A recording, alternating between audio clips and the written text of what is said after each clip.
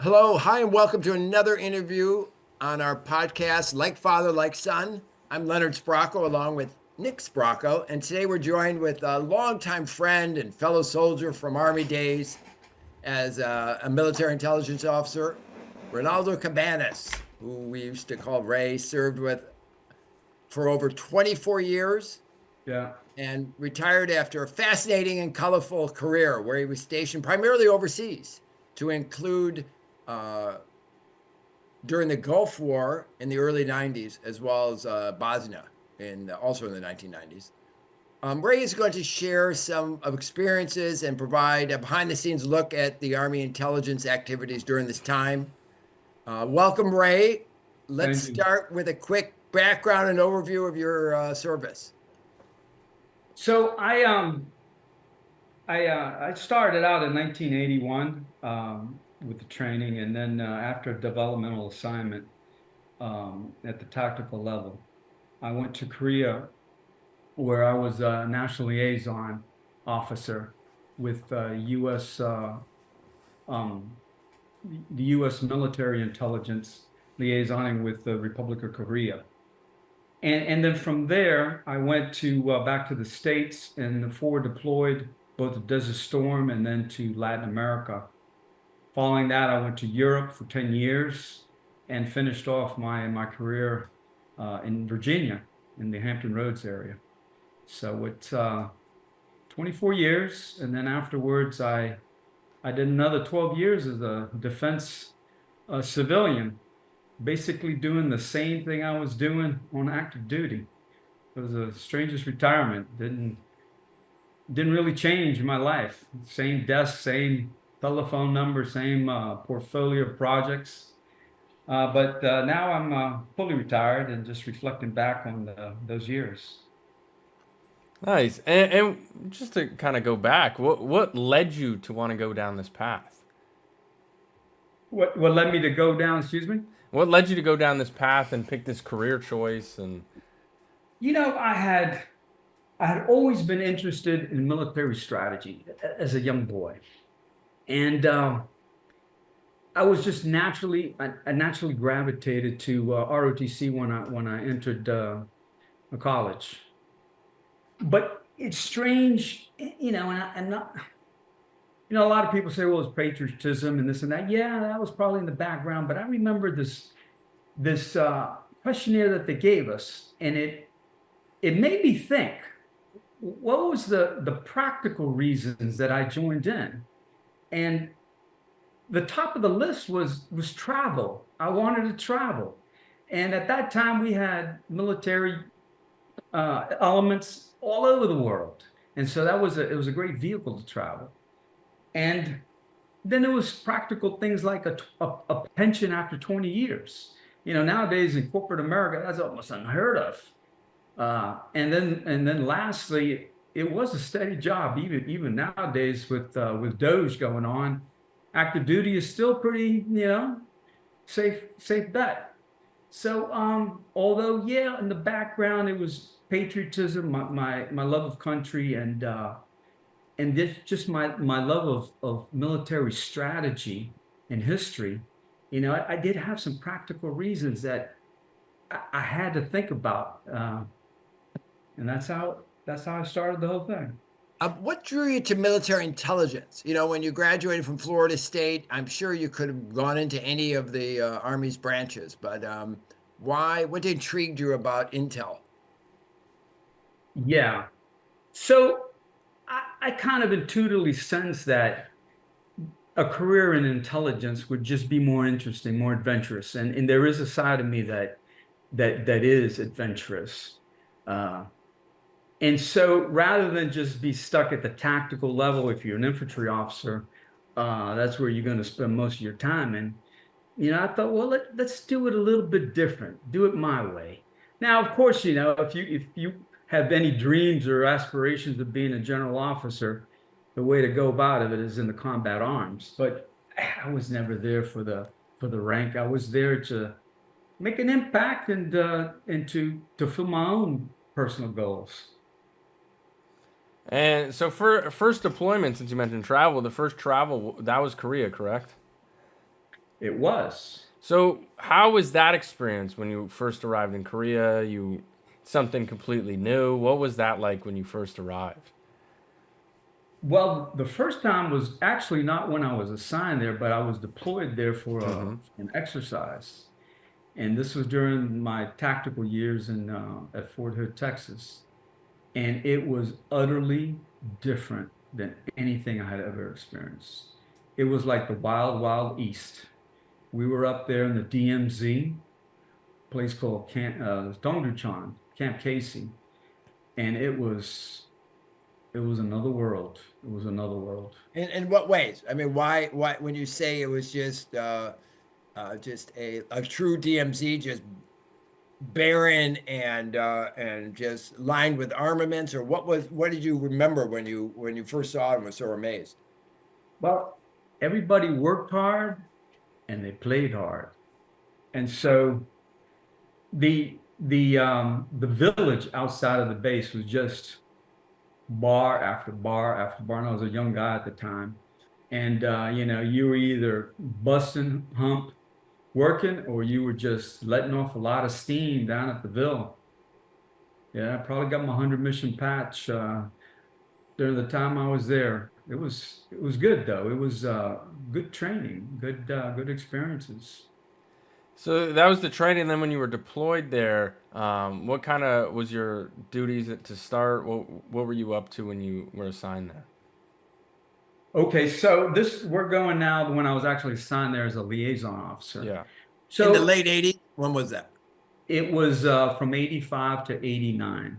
So it was about a 3.5 year period. So my job was just to be the official liaison between U.S. military intelligence and the Republic of Korea counterparts. So I had three agencies I dealt with. Their Defense Intelligence Agency, just very counterpart to ours. Their Defense Security Command, which is a very unusual organization. We don't have anything analogous to it. It's almost like a Gestapo type of organization. And it was very heavily involved in politics too, because at the time, the last previous, I think, two or three Korean presidents, South Korean presidents, had come from that organization and were in fact the commanding general of that organization. So it was very politically involved. And then the last one was the Republic of Korea Army G2, which is their intelligence staff. So that kept me quite busy. It was a, a lifestyle unto itself because part of that is socialized. You have to develop relationships with your counterparts. And so there was a heavy social aspect to that. And I remember when I was interviewed by my future boss, he asked me, "Do you play golf?" And I said, "No." And he said, "Well, you're going to have to learn." I thought that was a very odd question. But if you think about it, a golf game, you have hours of uninterrupted FaceTime with somebody. And, there's no eavesdropping devices out there in the green. So you could talk about anything you want to talk about. So that was perhaps one of my more interesting assignments. And the time was also interesting times as well because it was the transition from a military dictatorship to a democratic type of administration. And then they had the Olympics there in 1988 as well, and there was a huge security and political emphasis and activities going on at the time. So those were the two major events that kind of bookcase my experience there in Korea. Was it still a military dictatorship, or were they transition? When you say they're transitioning democracy, that was during your time there. So it was, when I think of their military dictatorship years, it was pretty authoritarian, and Yeah. you towed the line. But obviously now it's a thriving, economy with a true democracy. So it's nowhere near the same country, right? Absolutely not. I went there again in 2000, I think about 6 or 7, and I couldn't recognize the place. I really couldn't. It was It was really remarkable. When I had first gone there, my first day in Seoul, I remember just seeing nothing. There were no cars, really. You had some black taxis and you had some buses, and they were actually building the subway at the time. And when I went back, it was transformed into another Tokyo. Unbelievable. I And remember, oh, you keep going. now I remember for example, how primitive it was. There in it was a foreigners district, Itaewon, and you go into a bar and the bathroom was just a hole in the floor, and then you fast forward, 30 years, and you go in. I'm telling you, just like Tokyo, unbelievable transformation. And with South Korea, from your time to, I mean, we're reflecting on the changes. What do you see the South Korea and North Korea conflict and South Korea's region, allies and enemies? How different do you think it's evolved? Do you think it's it's a lot more calm than it was when you were around there? How It's different is a it from now from today's it's time to a then? yeah, a lot more brittle, I would say, because when I was there, it was still the Cold War. So, you had conventional forces facing against each other. And then you had the Soviet Union and Communist China to kind of, moderate their little ally there. But now you have a nuclear armed Korea, and you have a situation where just based on the number of defectors that are coming out of North Korea, it's a dire situation. I mean, there is widespread famine, and there is there's reports that the leader, the North Korean leader, it has some serious health issues, and there's no heir apparent. So throughout history, the most dangerous times for any kind of dictatorship is that transition of power, because there's no natural progression, succession, and so I see it very brittle right now. South Korea also has its own share of political turmoil that's going on. I mean, they impeached the president and they got a bunch of mess going on. But it's a different thing because they have really a thriving democracy. So it might be the sleeper um, cell in world politics. I mean, we're all focused on the Middle East and Ukraine, and now we got Panama.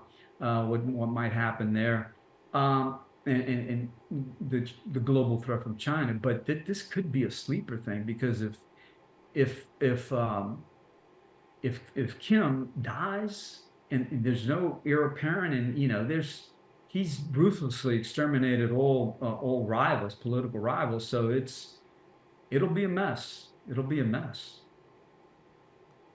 Was there any major kind of like situation that happened in Korea at that time, or was it pretty lax? You didn't, there wasn't anything too major, whether it's threats or There in was no significant international incident with the North Koreans, but yeah, that transition period from the military dictatorship to the democracy was tense. yeah. And there were, I knew some of my contacts. They were involved in arrest teams where they were pre-positioned just in case things didn't go as they wanted it. They would intervene.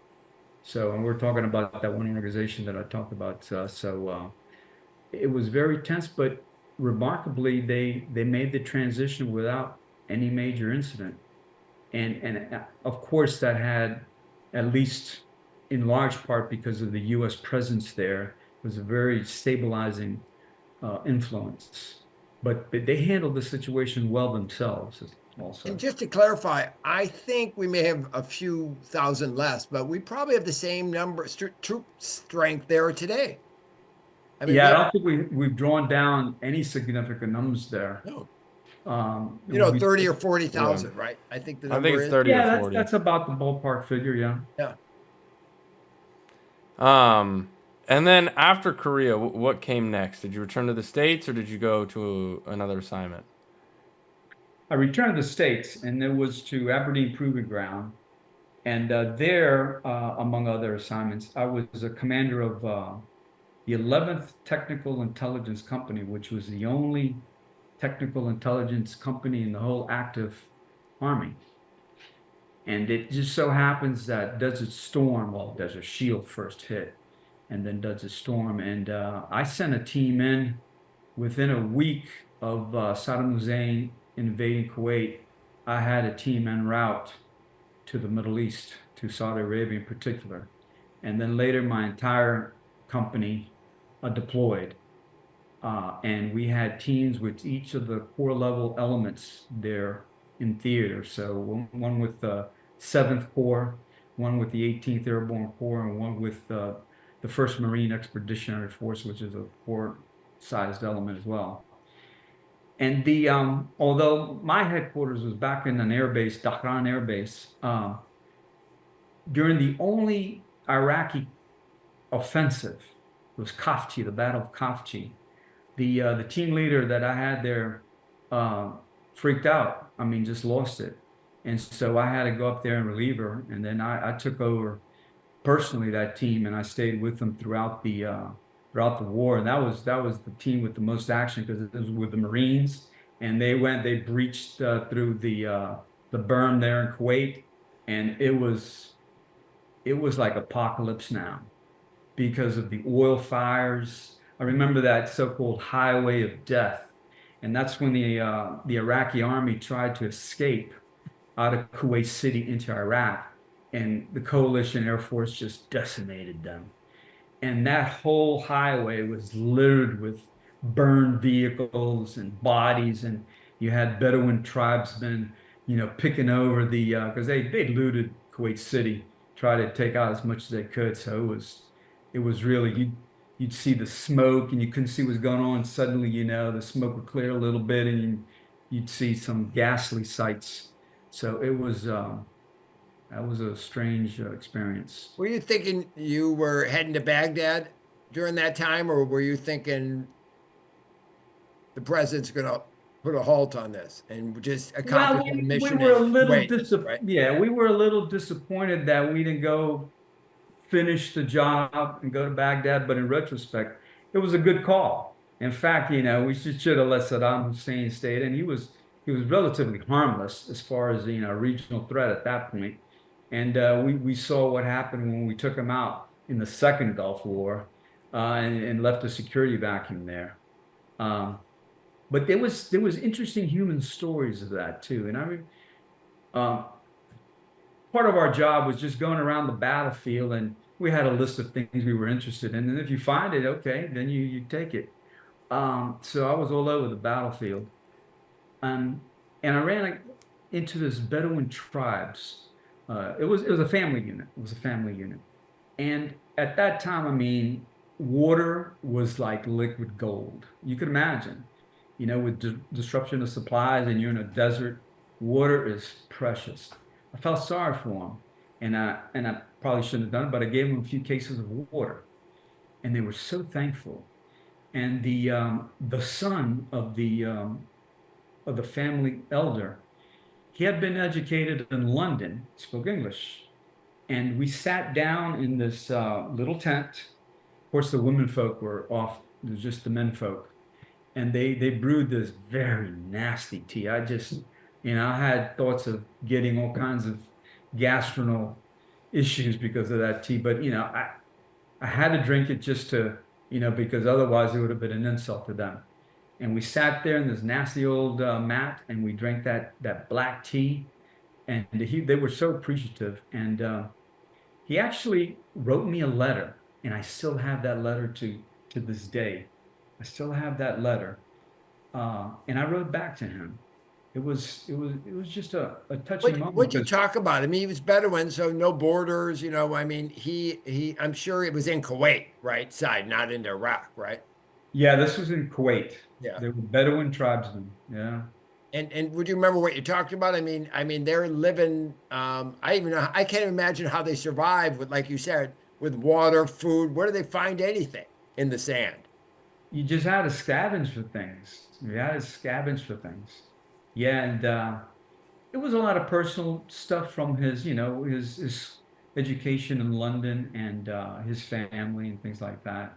So and the hardships that they faced, and they were very appreciative. They understood that what we were doing there, and they were very appreciative of us.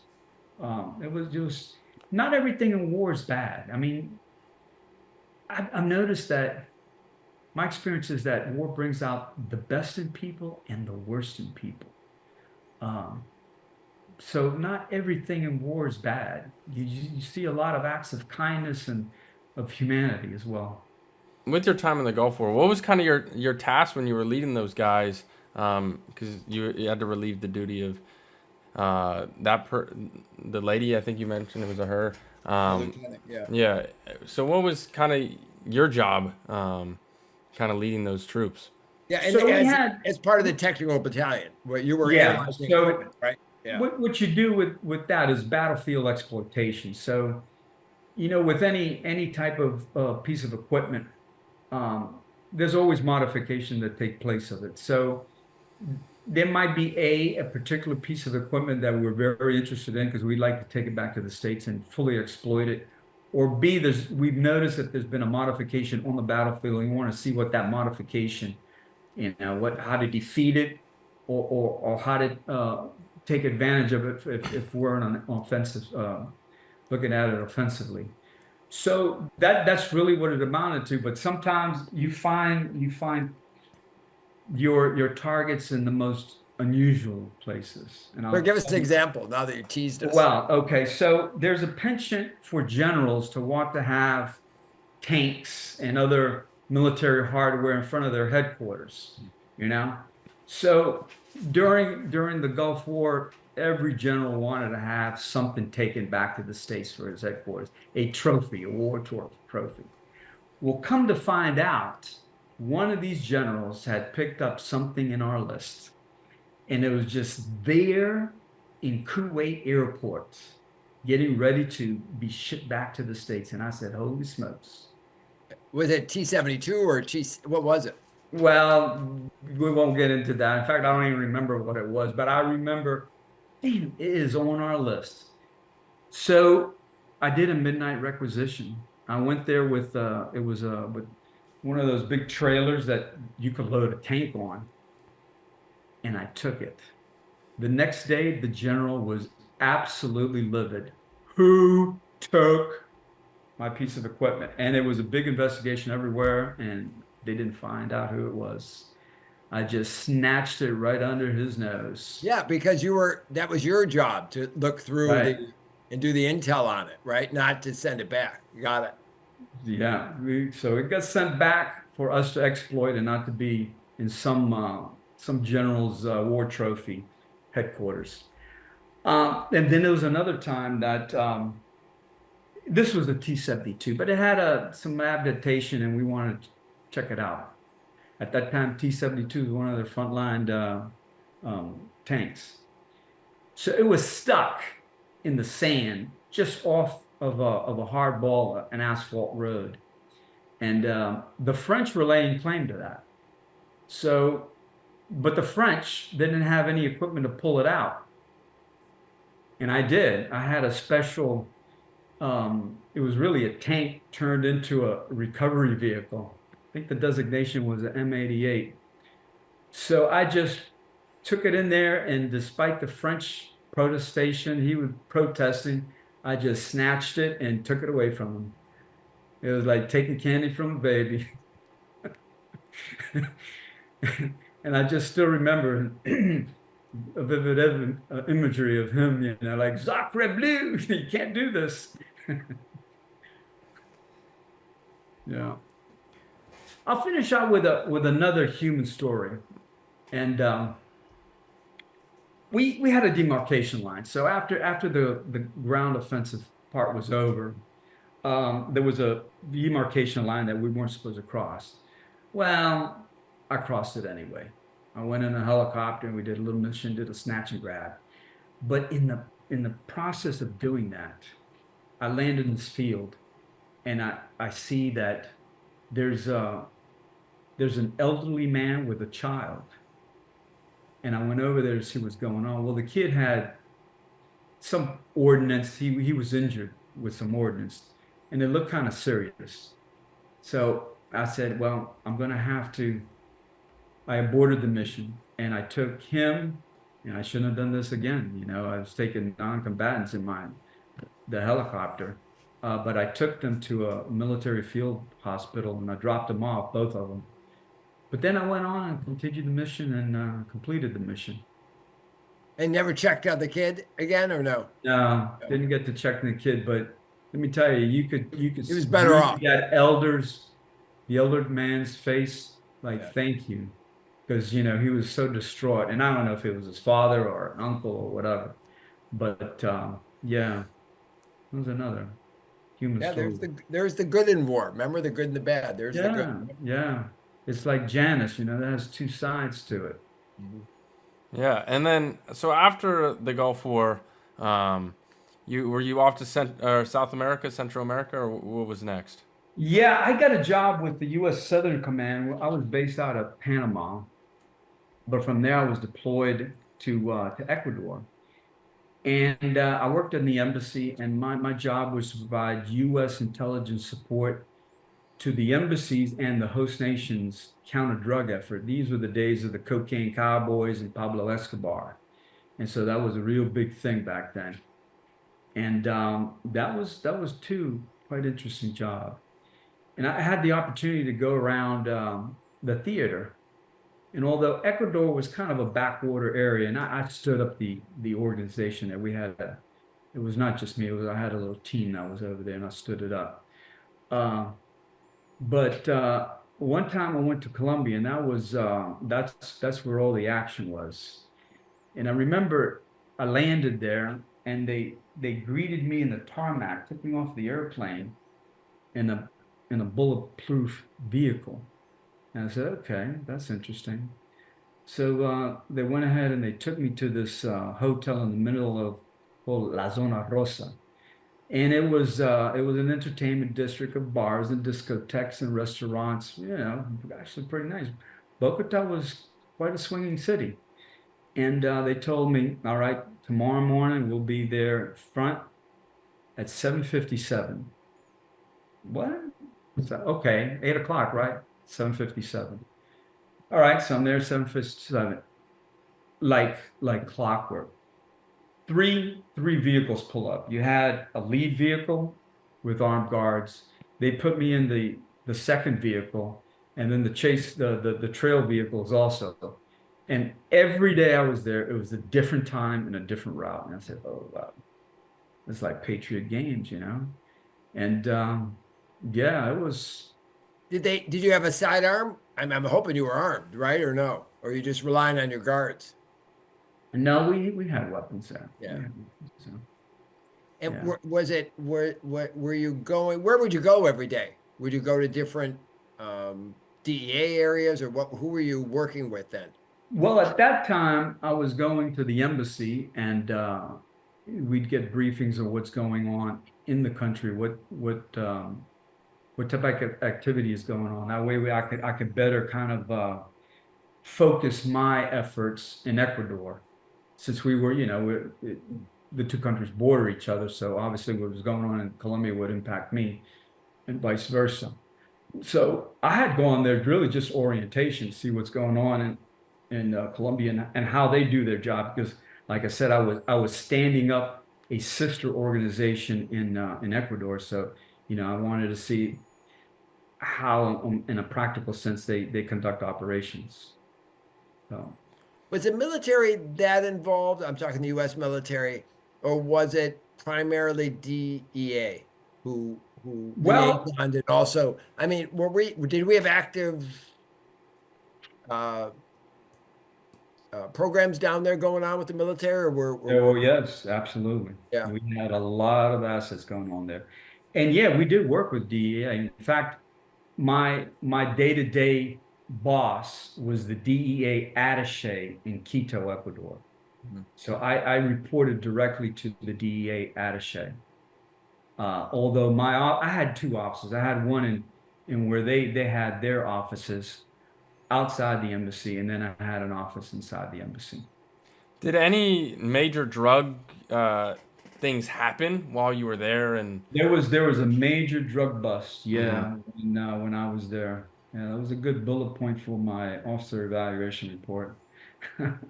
Was There was a it major. so? Can you describe kind of um, what goes into a drug bust and the preparation and all that sort of stuff? Yeah, sure, in a general sense. So, uh, it's multidiscipline. So you're going to have there's a lot of human intelligence, obviously, but then you gotta use that human intelligence and to assist you in focusing other collection assets, whether that be imagery or whether it be signals intelligence, and then you got to fuse it together into some kind of targetable um, action plan. And that's where the transition goes from, the intelligence product. You brief the operators who are actually going to conduct the operations. So it's mainly humans, but it's supported by the other disciplines. And, And, and of course, the host nation is going to be really heavily involved with that aspect too. So you can't do it well without the host nation. and how involved, we talked about how involved the U.S. military was. How involved was Ecuador and Colombia, respectively? And was it a major issue to stop this drug industry that's going on? How did they kind of see it? Colombia was serious about it because um, the cartels at that time were, they were bribing officials, they were murdering judges, they were, constantly taking out policemen. So it was ongoing street battles, really. So Colombia was really, really interested in it. Ecuador was a backwater area, and it was mainly transit and transshipment with precursors. That was the main thing going on with Ecuador, although they had their lesser people, but the production and all of the cartels were there in Colombia at the time. So that was the center of gravity for all the counter drug efforts. And before we move on to your next assignment, I'm curious. When you were there, how much talk of Pablo Escobar was there? Did you hear stories? Do you know anything about Pablo? Well, he was the 'Cause- main guy. I yeah. mean, he was, the cocaine cowboy. Um, but he met a bad fate. So yeah, I mean, he was target number one. He was target number one there for a while. So were you And guys he doing was a lot of trying to find him when you were there? Or was that another? Um, No, mainly we were supporting the Colombians, yeah. and we had our own programs like the coca field eradications, where basically you spray um, uh, chemicals Or to the kill the yeah. plants. So I don't want to say like an Agent Orange, but it's a herbicide. And so, we were involved with that, and that would create problems with the local peasants too, because you take away their livelihood, and their mentality is like the Afghan farmers are growing poppies. They don't care if the poppies are being used, to make opioids that are sold in Europe. They need to have a cash crop. So it was the same thing in Colombia too. So that created problems, and we'd have certain little special missions that went on too. Sometimes our people were captured. Sometimes we could go rescue them, et cetera, et cetera. So there was a lot of little things going on. And then after that, you were off to Europe for, I think you said, 10 years or so. Yeah. So after that, I was in Europe, but it was a great lifestyle over there. I was involved with the Bosnian War. But it was really from outside the theater coordinating um, our participation. Because I was a battalion operations officer for a while, and I was also in charge of an intel support element that supported the theater army. So at a higher level, operational level, and we had delegated responsibilities from the national levels, such as the ground order of battle there in Bosnia. So I did travel a few times in there, and I spent a 3 month period working in the National Intelligence Cell in Sarajevo, and I was putting together the read book for the senior U.S. officer that was down there. But I was pretty much confined to that little area. It was a great assignment, let me tell you. So Europe is NATO made a big difference in that war, right? I mean, with Serbia, I mean, what was the gist of the war? well, After the breakup of Yugoslavia, I it mean, was the breakup of Yugoslavia, and you had the Bosnians were a patchwork of Muslims, of ethnic Serbs, and Croats too. So it was a mess there, and the Serbians wanted to annex parts of Bosnia, and so that's where the war began. There was the three warring factions, and finally NATO went in there to, well, after an air campaign they tried to stop Serbia from taking military action in Bosnia, and then finally they relented and allowed U.S. troops and NATO troops to come in there. Yeah. So what compared to the Gulf War, how different was this war in tactics and strategies and the all that sort of stuff? How different? Because those were two '90s wars that were pretty major. Um, what were kind of the differences you noticed? Obviously, the terrain and all that sort of stuff, but in tactics sense. Yeah, so the first Gulf War was the classic um, mechanized war in the open desert. I mean, you had nowhere to hide, and it was perfect for tanks and also perfect for aircraft. There in Bosnia, it was everything's mixed in the population, and it was all irregular forces. So and it just wasn't force on force. You had all kind of different factions, and there was a very distinct um, reluctance on the part of the U.S. to take any casualties because of the politically fragile nature of that.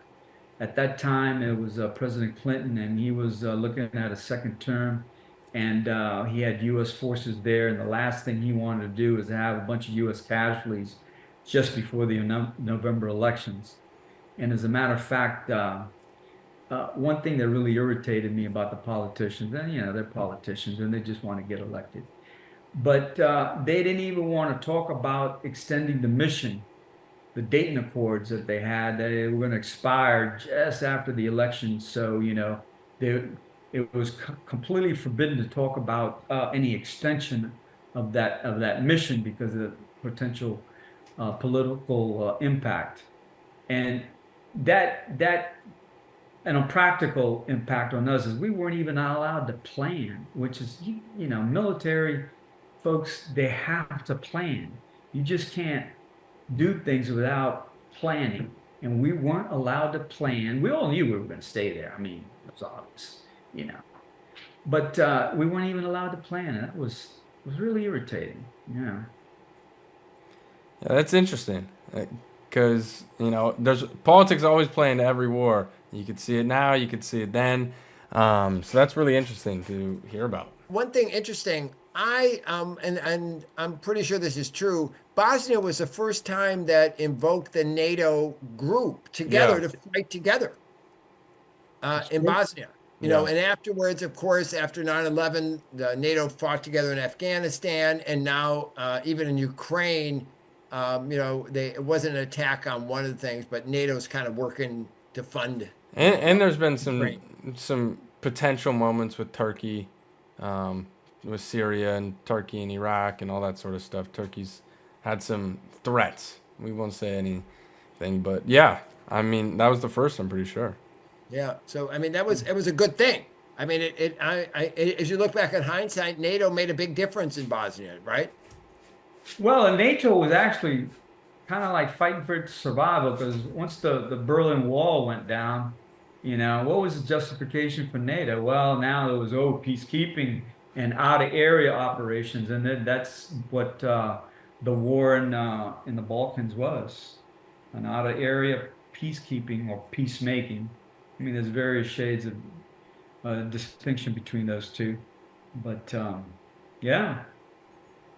So what, we'll segue into 9/11 then. So in 9/11, you were stationed still with NATO in Germany, huh? During that time. Yeah, I was working in the NATO school as a electronic warfare course director and instructor when 9/11 happened. And they revoked my retirement orders. Um, and so for a time I stayed there. But then I was finally reassigned to what was then Joint Forces Command. It's no longer in existence now. But that was a very interesting, and there's one story there that kind of I found it revealing. So, um, all the planning for the invasion of Iraq, the second one, that we took down Saddam Hussein, was conducted there in MacDill Air Force Base, the U.S. Central Command's headquartered there. And so my team went down there to conduct some training to the people that were going over. And we first went through all the briefings that they were briefing the phase 3 operations, which is the decisive combat operations phase. All right, great, they had a great plan. No one doubted that U.S. military forces would easily overwhelm the Iraqi forces and march triumphantly into Baghdad. But the question always in my mind is, okay, then what? Okay, you broke it, now you own it. Okay, and I was very curious about what the planning was for that. And I mean, they had legions of staff officers figuring out the decisive combat ops phase. But no one, and I mean no one, was looking at phase 4. We went there and they had just assigned this poor one-star guy. He was an engineer officer. He wasn't even combat arms. And they had one full colonel who they pulled out of retirement. And that was the nucleus of what was going to become Task Force 4 for phase 4 of the op. No planning, nothing. So their mindset was, we're going to go there, kick butt, boom, we'll be back to Germany if you're, we're stationed in Germany, wherever you came back, it was like, we're in and done and out. There was no understanding that if you're going to take out a regime, you have to do something to put the country back together again. And based on just that one, observation I had, I knew it was going to go south eventually. And sure enough, it did. It's because they completely ignored what, in my humble opinion, was the true decisive phase, which was the post, combat stability operations. Yeah. Yeah, and that blame, it goes right to the top. And let me Right. tell you, I could see the fear. The guy, that one star, he was trembling as we kind of like, we planned out the training because he was getting in people. Those were the two first guys. He was the commander, and then the colonel was his chief of staff. But they were just getting a hodgepodge of TDY, temporary duty folks, from everywhere. They were just showing up, and that he was going to build his little headquarters. And this was on the eve of the invasion. I mean, it was just a couple weeks away, and that guy was because it dawned on him the enormity of what they had thrown on his lap and his shoulders. And yeah, was it the top to blame? Who kind of basically led to this horrible planning and thought process? Well, I first blame the senior leadership. Yeah. Because if I'm commander of U.S. Central Command, I'm going to want to know, well, what the hell's going to happen after we take out Saddam Hussein and his Revolutionary Guard There's force. always an end game. Hey, look at Hamas right now and what they're doing in Gaza. Did they Yeah. have they it never seemed like they had an end game there either, did they? Yeah. So I think maybe the military mindset, oh, we'll let the State Department do it. Really? Okay, that's going to work out real well. And then I got to blame the National Command Authority too, because if I'm sitting there in the Oval Office, and I'm going to be thinking about that too. And I said, okay, that was a great briefing on how you're going to bust down the door. How you going to fix the house afterwards? Hmm. Yeah, you win the war, lose the peace. Yeah, yeah, exactly. And after your work there in Iraq, how much further along did you go? Were you spent more time in Iraq? What kind of was after that? I just went in and out. There were Yeah, special missions, special training missions, but I was never, assigned there, for the long, yeah, yeah. a full assignment. And I was lucky in that situation because, that's those are hard type of operations. They're very stressful because in a normal combat situation, you have a very intense battle and then, everything kind of settles down. But in this counterinsurgency type of thing, you never know when the IED is going to hit any moment. So you always got that pressure, or a sniper or whatever. It's a pressure cooker. And just out of curiosity, since I mean, you had less involvement in the second one, but what was kind of your feelings between the first Gulf War and the second Gulf War of any differences, similarities? What did you kind of see in between those two wars in the region? Well, I think the second Gulf War was a war for no reason, to be honest with you, because it was sold to the American public, and he had weapons of mass destruction. Oh, really? Okay. He probably had some, we know he didn't. Okay, Wait, we was know, that bad? Was that bad intel or just complete fabrication? Or both? I've never been able to really figure that out. But if it was just bad intel, then it was incompetence at a level that is amazing. I mean, because you don't go to war unless you've verified not just one scrap of paper. You've got to validate it with other sources. So it's number two, fabrication. So Yeah, you think it's and, more and, fabrication? Yeah. and the second point is Saddam Hussein had nothing to do with 9/11. Nothing, nothing. Okay, he had tried to kill Papa Bush. Okay, got it. But that's not a reason to go into take out Iraq. And then, for the ostensible reason of spreading democracy around the world. Oh, that's worked out real well for us. Yeah. It's just, it was So needless to say, you're not a Donald Rumsfeld, Dick Cheney fan. no, no. And in terms of tactic, was the tactics much different the second time around compared to the first? No, basically that this is the same thing. I mean, you just pummel them from the air, and then you kick down the door with some forces. Now, the first time around, they had the presence of mind to go with overwhelming force. I mean, they had a U.S. heavy corps that they pulled out of Germany, okay, with armored divisions. Then they had the 18th Airborne Corps to do the big end around left flanking movement. And then they had a whole Marine Expeditionary Force to break down the door in Kuwait. I mean, that was an impressive force, impressive force. But then in the second Gulf War, they went it on the cheap. I guess they figured, well, it was so easy the first time around. So they go in there with a cheap, what was it, like a division plus? All right, yeah, you're going to beat the Iraqi army, but that's a big country. A division and some change, it spreads out, and you can't you leave too many things unguarded, so to speak. So if they were going to go in there, they should have gone in there with the idea we're going to go in heavy, establish a follow-on government, and then slowly withdraw first forces. It was a bad strategic plan. Bad strategic plan.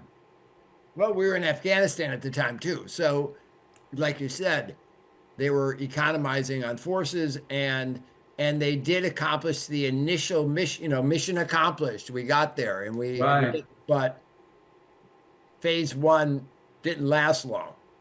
So, 12 years later, or whatever it was, we finally tiptoed out of there, right?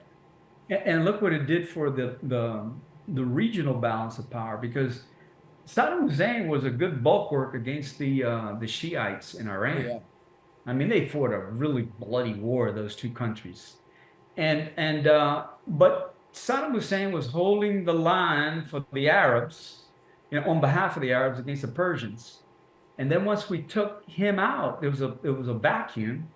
And obviously, Iran filled that vacuum, and we had all kinds of problems. I mean, so many of the soldiers that died in Iraq were, Iran had their blood on their hands because they had provided the IEDs or the expertise to construct it, whatever.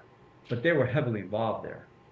Yeah, it was just a strategic miscalculation. And in terms of intelligence, we talked about it. It made me think about this in terms of the weapons of mass destruction in Iraq.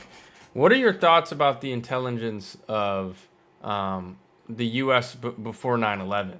Do you think? I mean, because my theory is we knew something was coming. We didn't know when. We didn't know how. But we had feelings. Do you think?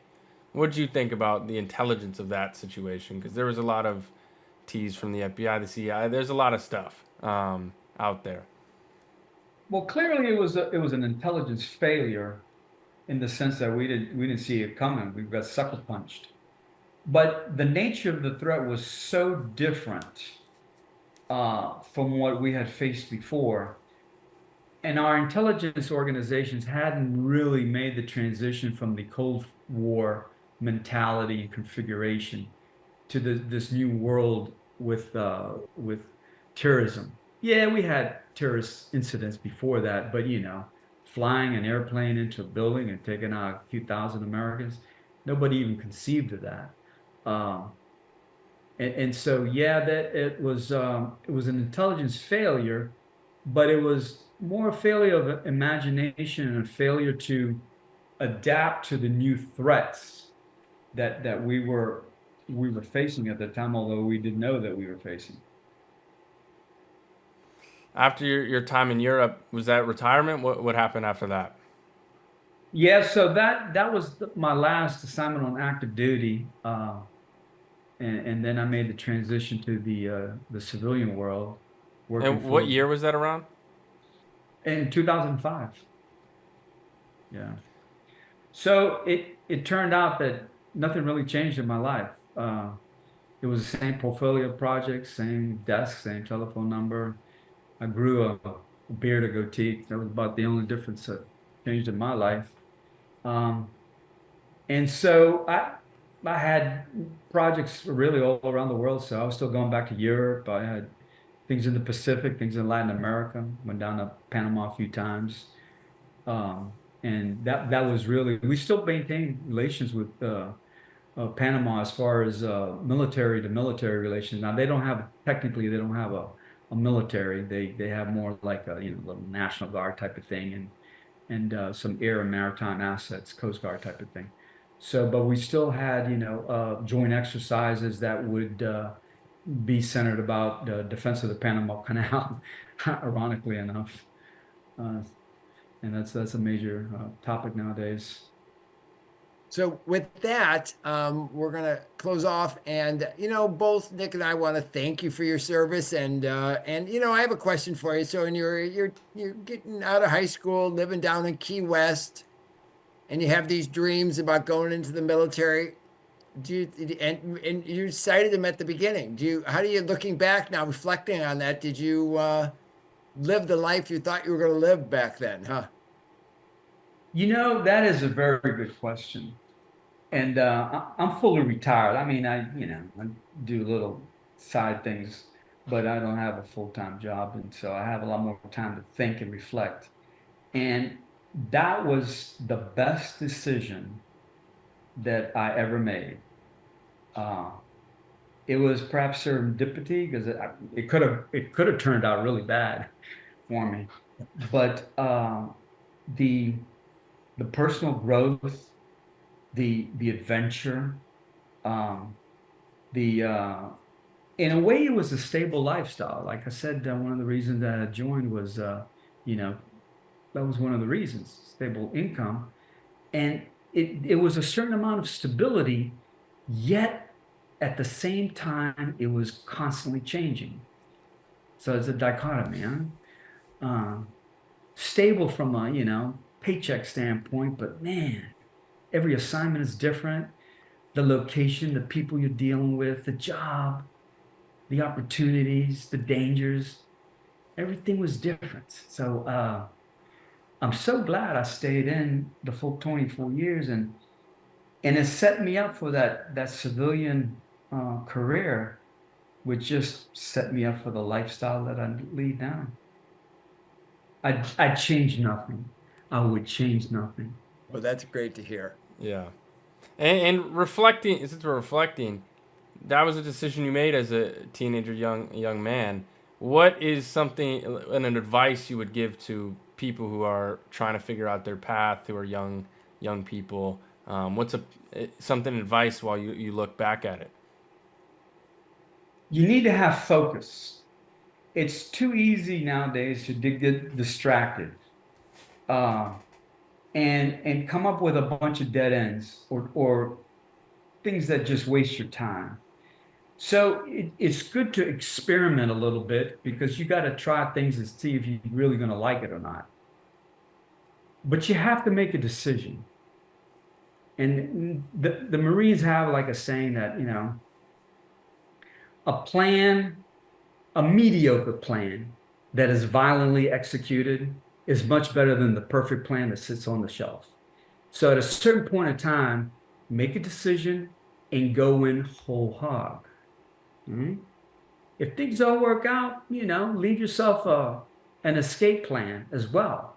But focus, and you got to put the hard work in. You do. It takes time and a lot of elbow grease. All right, with that, we'll close out. And we appreciate Ray. Thanks for spending the time with us. I enjoyed it. Thank you. We will we'll be in touch. Thanks. Okay. Cheers.